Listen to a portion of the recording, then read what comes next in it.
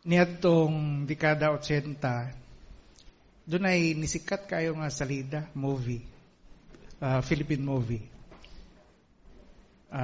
Naghahisgot kini sa usa ka batanong babae, uban siya ang inahan nga nagpuyo sa squatter area sa Smoky Mountain, labayan ng basura.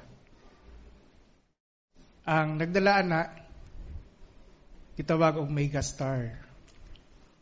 Kailan naman ni? Nana ba yung nakarelate ani niya? Ang title sa movie, Pasan Ko Ang Daigdig. Dahil nakarelate ani. Di na po sa Biblia, si Jesus, adun na po gisulti, may tungod sa kalibutan. Kaya gisgutan din na sa Juan Kapitulo 16, versikulo 33. Ingon din gisulti na ko kini kaninyo, aron nga pinaagi ka nako, makabaton mo kalinaw. Sa kalibutan, makaagom mo kasakitan, apan magmalig-on kamo. Gidaog na nako ang kalibutan. Si Jesus, nagisgot po sa kalibutan. Gidaog niya ang kalibutan. Katong salida nga itong gisgutan ganina, ginalukdo pa niya ang kalibutan. Pasan, o sa Tagalog, pasan niya ang daigdig, tungod kay daghan kay sa problema sa kinabuhi nga gina atubang. Muna nakaingon siya nga pasan niya ang daigdig. Pero si Jesus, kumusta? So, sa paagi nga nadaog niya ang kalibutan. Si Satanas nga yawa ang magmamando nining kalibutan na nasayot ana.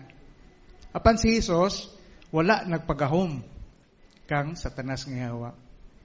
Wala siya nagpa-impluwensya sa tanang taktikan ni Satanas nga yawa sa paglimbong kaniya. Wala siya nagpadala sa mga material, pagpangagpas sa mga material nga mga bahandi nga gi-offer kaniya ni Satanas. Wala po siya na hakog sa pagkahimong gamhanan o ilado. Gi-offeran siya ni Satanas nga siya mahimong magmamando sa kalibutan basta mosimba lang siya kang Satanas. O ang mga Hudyo, pangusgan po nila nga himuon siyang hari. Pero wala na gidawat, wala na panumbalingan ni Jesus. Bisan tong mga relihiyoso, mga politiko sa iyang panahon, nga supak po niya, naningkamot nga puggoon ang iyahang mga gimbuhaton din sa yuta. Pero wala nagpapugong si Jesus, o padayon niya nga gituman ang iyang katuyuan nga nung niani siya sa yuta. Makita nato nga tungod sa dili matarong nga gugma og pagtuo ni Jesus kang Jehova, wala gid siya nagpadala. Gipildi niya ang impluwensya ni Satanas. Mong nakaingon siya nga gidaog na niya ang kalibutan. Tungod ini, si Jesus na imong sulundan sa iyahang mga tinunan. Karon, kumusta ang iyang mga tinunan mga igsoon? Si Jesus lang ba ang nakadaog sa kalibutan? Kumusta ang iyang mga tinunan? Tungod kay kaaway ni Jesus, si Satanas nga yawa nga maoy magmamando sa kalibutan, expected nga iyang mga sumusunod, kaaway po ni Satanas. O nga, himuon ni Satanas, ang tanan niyang mahimo, aron nga, paluyahon, pukgoon ang mga kalihukan sa iyang mga sumusunod.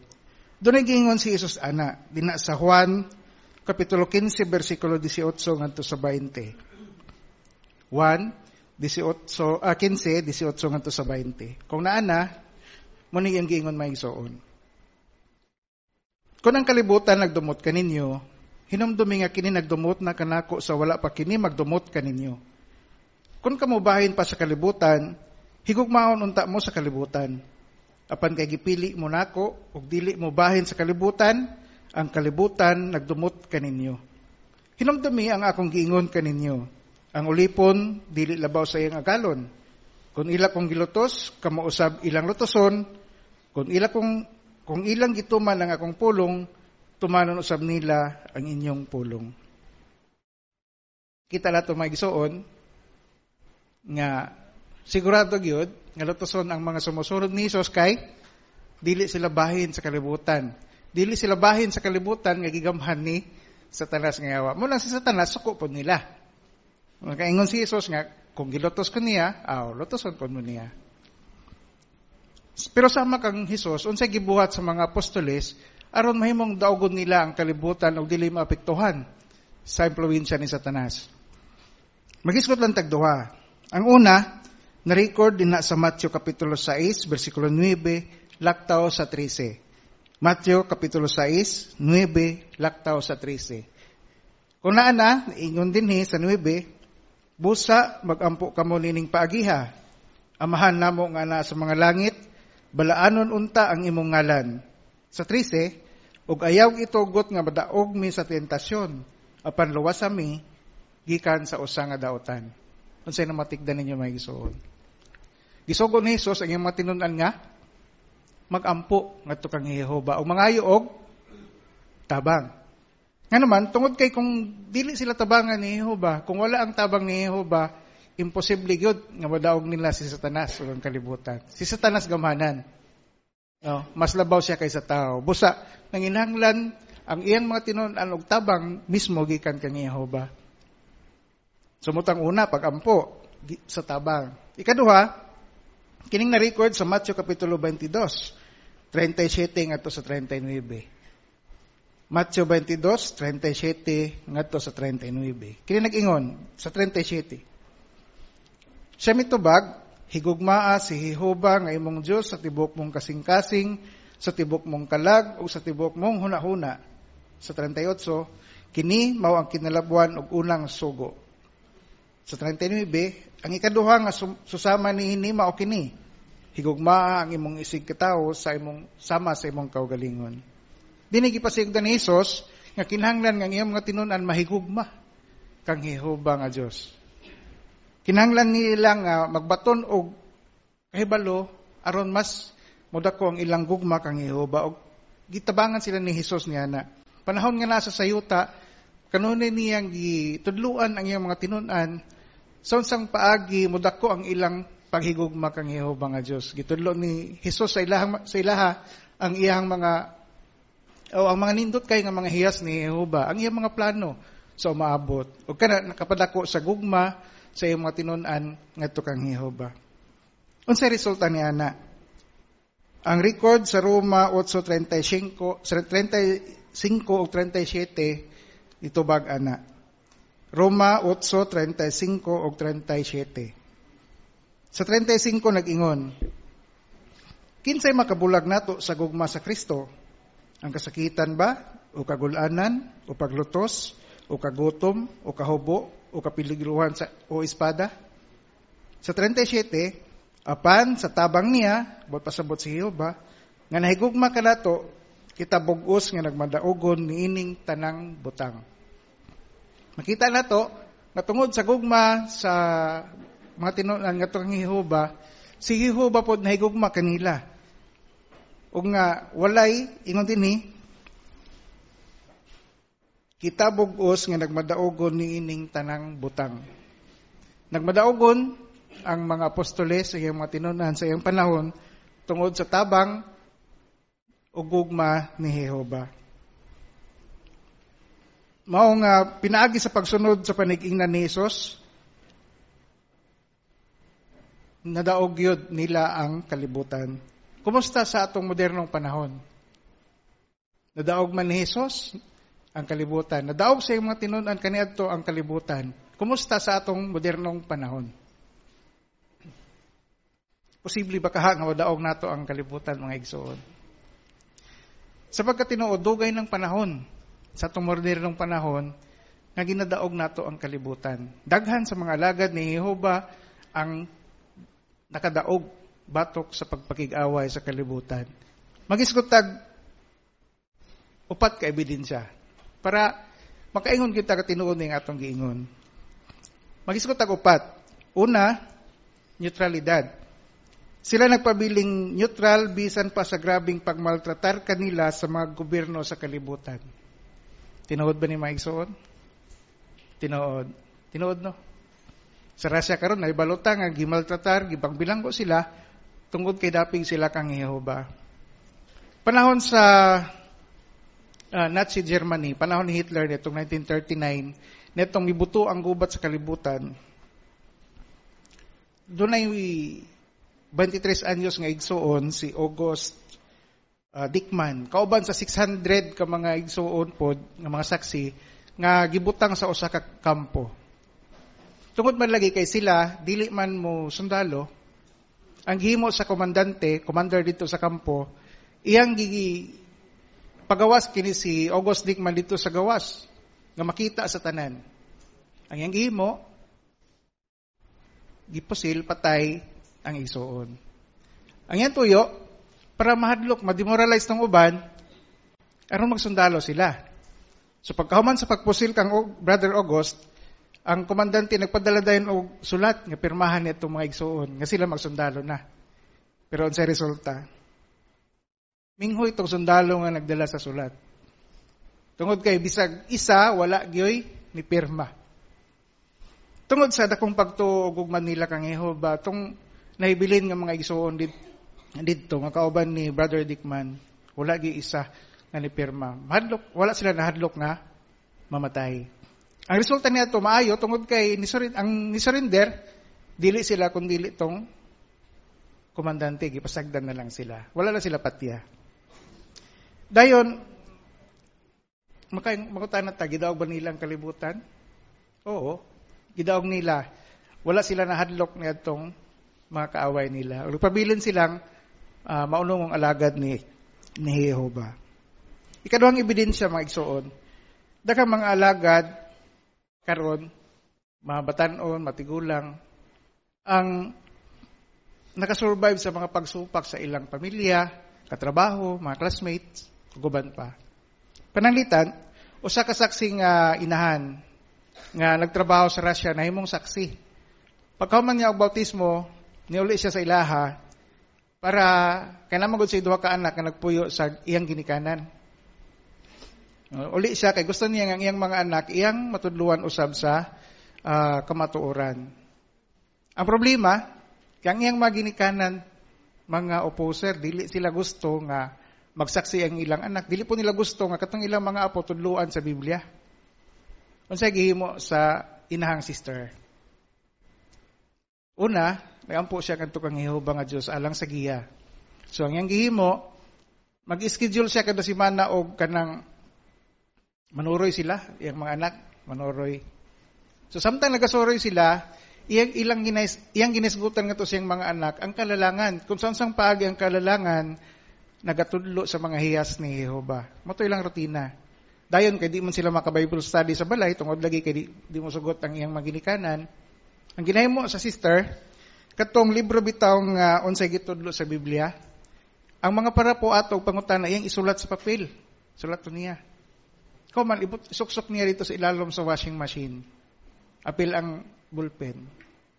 So katong yung mga anak po, kung mato sila sa banyo para mga ligo, ilang po itong kuhaon tong sulat o bullpen o niya ilang basahon, tubagon po nila ang pangutana. So, ingana ang rutina. Sulod sa duha ka tuig.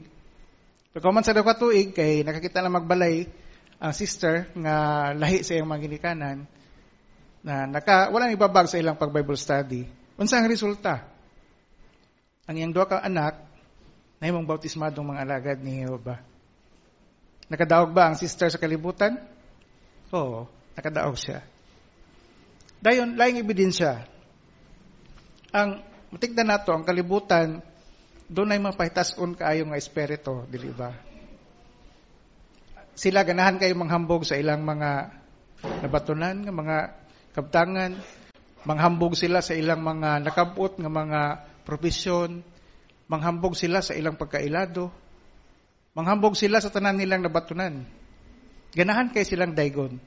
Muna ang espiritu sa kalibutan. Pero kumusta ang mga alagad ni Jehova? Ang mga alagad ni Jehova, sa kasukwahi maoy mapainubsanon, dili mapahitason. Ano makaingon tana? Sa ebidensya. Kining buluhatong pagsangyo mga igsuon, na matikdan ba ninyo nga kini? Usa ka ang mapainubsanon buluhaton? Ano makaingon man ta? Sa diyang natas teritoryo, sa atong kasagaran may bagat dito, bakit tag mga dili mayong mga tao, mga bugiro, singkahan ta, insultuhon ta, bundakan ta sa sira. Diba? Kung pahitason ta, di na ta mabalik sa atong teritoryo. Sagdi na sila, mga bugiro na sila. Pero tungod kay mapainobsanon ta, balik-balik tang moadto mo sangyo sa atong teritoryo. Sa pamasin nga mausab ang ilang panguna-una. So dili ba gidaog nato ang kalibutan pinaagi sa pagpabiling mapainobsanon? Ang mapaitas ang espiritu sa kalibutan atong ginadaog pinaagi sa mga hiyas nga gitudlo kanaton ni Jesus. Doon na experience di sa usa ka circuit overseer, samtang nasa sa ilang teritoryo. Usa ka brother nga taga Manila, niduaw sa ilahang lugar, kay dunay tuyo, tingali pariente on sa ba. Tungod kay dugay-dugay man dito tong brother nga taga Manila, ni tambong siya og tigom, o dayon ni uban sa pagsangyaw. So samtang na sila sa teritoryo, tong lokal nga brother nga iyang partner, niingon nga, Brad, kanang sa ilolang taan ng balaya kay isog kayo mangtas kayo ng tagiya din na. Diingon po itong taga Manila nga igsuon nga, sige lang Brad, basin day na usab nang iyang kasing-kasing ron, maayo day iyang buot ron, ato lang na to. So ilang gad to. Ipasulod po sila. Pero samtang ipasulod sila, dito sa sulod ni Ana ang tagbalay nga isog kayo. Tinuod, isog yun. Siya nga, kamo, nanapod mo para manudlo. Unso may kredibilidad ninyo para manudlo? Unso may inyong manahuman? Tanawan na akong mga anak, nasa upat ka anak, upat ka kanang picture frame dito sa iyang bongbong. Mga anak niya nga nakatuga. Namoy man yun anak, di ba wala? Ang mga saksi, wala yung mga nahuman, mga mugbogrado. So wala may katarungan nga manudlo namo. Unsa man yung itudlo? So bisag unsa ang explain sa brother unta, di magid maminaw ang tigulang nga tagbalay, mulakaw na sila. Pero sa diyang mulakaw na sila, sakto pud nga nigawas tong anak sa tigulang sa tagbalay. Pagkakita sa iyang anak sa katong igsuon nga taga Manila, ingon man siya nga, Sir, tapos sa kadiri. Natingala ron ang tigulang. Ngano nag-sir ang iyang anak? Iyang anak na engineer nag-sir. Itong igsuon. Butan na niya, anak, nganong nag-sir man kana niya? Ang yan tubag, katong nag-board exam ko sa Manila, kani siya akong examiner.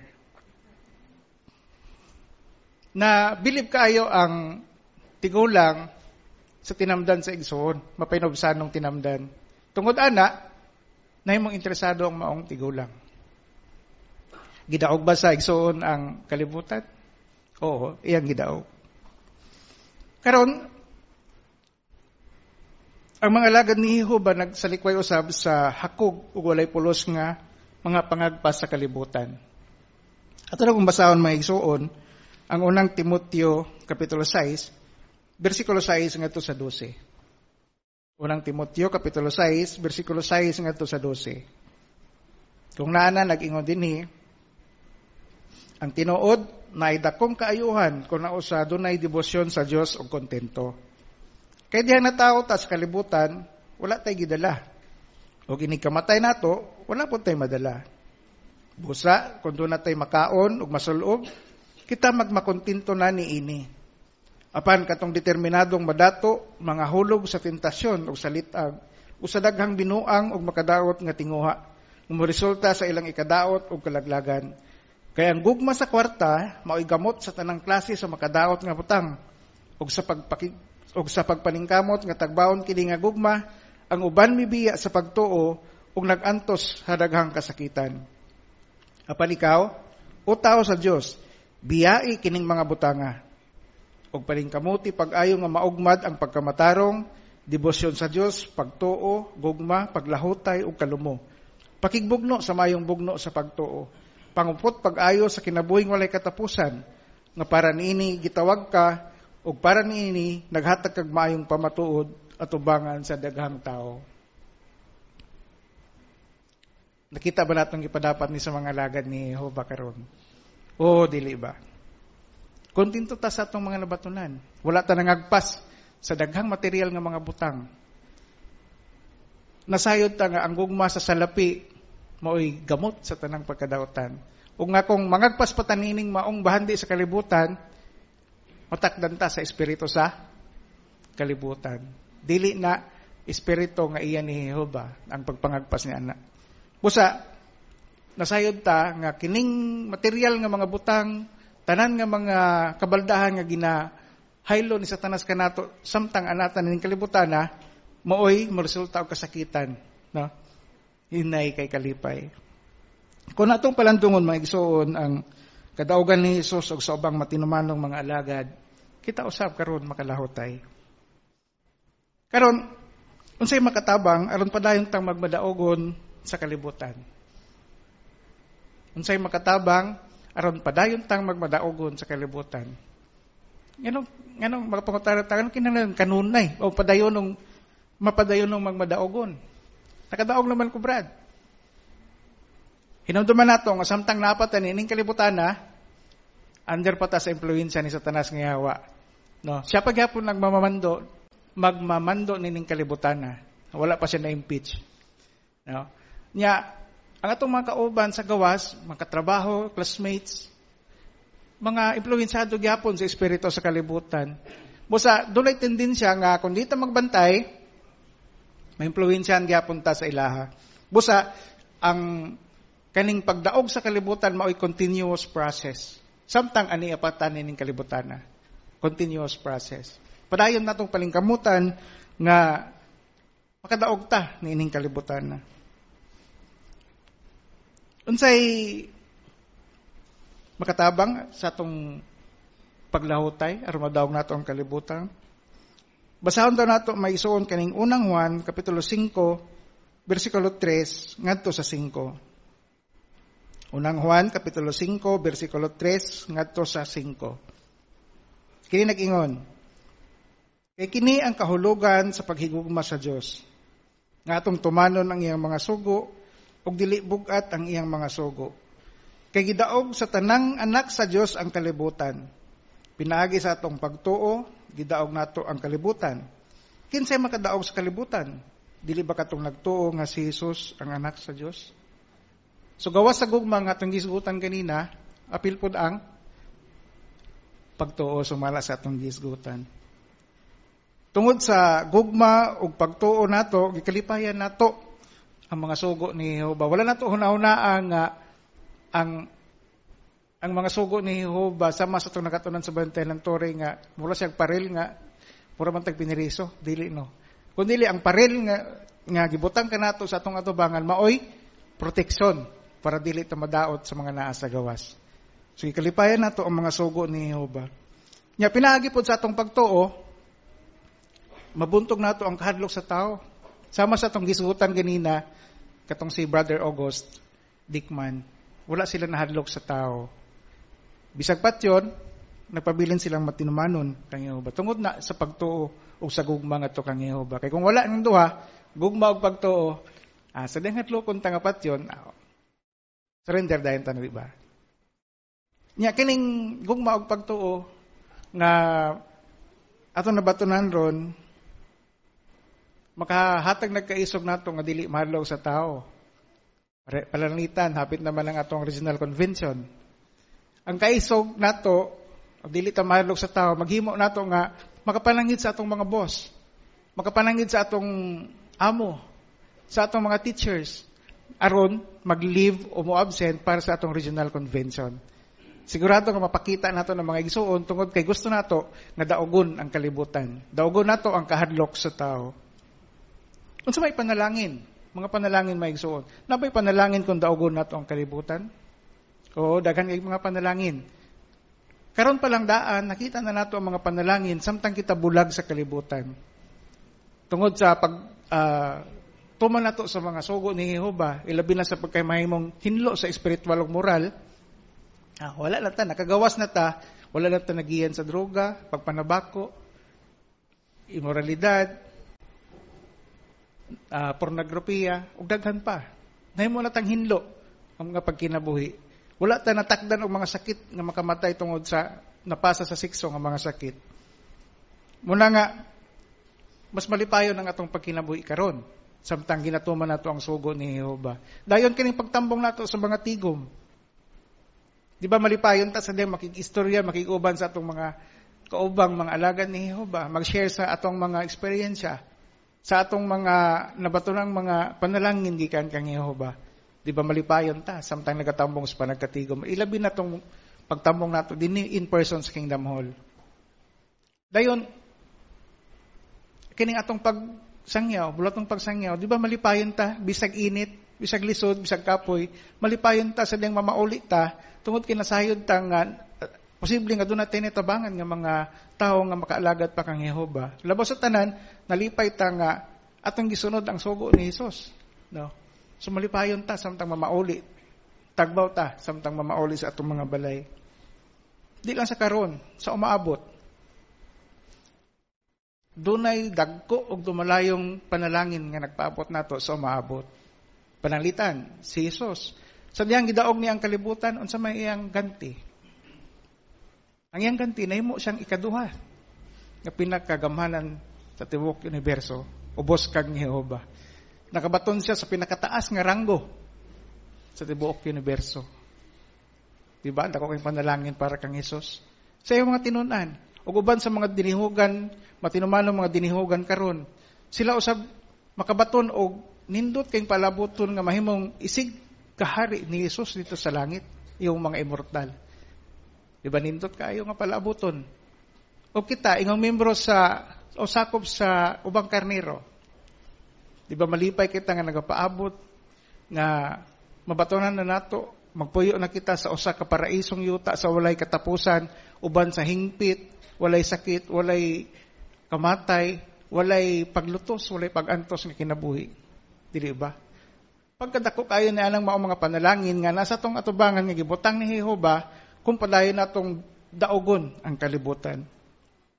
Kung kita mo barog nga malig-on, tinuod nga magdawat yun nato kanang maong ganti.